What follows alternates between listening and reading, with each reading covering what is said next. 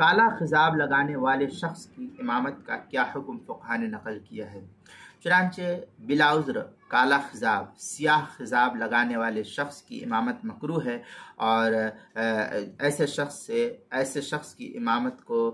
شخص کو امامت سے، جب وہ امامت کے منصب پر ہو، تو کالا خضاب لگانے سے پرہیز کرنا چاہیے۔ چنانچہ احسن الفتاویٰ تیسری جلد صفحہ 294، امداد الفتاویٰ چوتھی جلد صفحہ 213، فتاویٰ محمودیہ چوتھی جلد صفحہ 314 جلد صفحہ 386 پر ہے۔ فتاویٰ شام میں ہے وَيَكْرَهُ بِالسَّوَادِ أَيْ لِغَيْرِ الْحَرْبِ وَأَمَّا الْخِضَابُ بِالسَّوَادِ لِيَزِينَ نَفْسَهُ لِلنِّسَاءِ فَمَكْرُوهٌ۔ فتاویٰ شامی کی عبارت جو زکریا بگری پور دیوبند کا ہندی نسخہ اس کی 9ویں جلد صفحہ 605 پر اس کو نقل کیا گیا ہے۔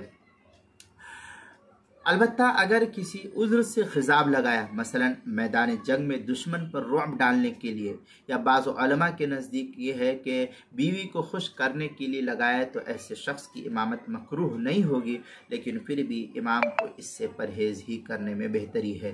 یہ مسئلہ کتاب المسائل کی پہلی جلد صفحہ 409 اور 410 پر اس کو نقل کیا گیا ہے۔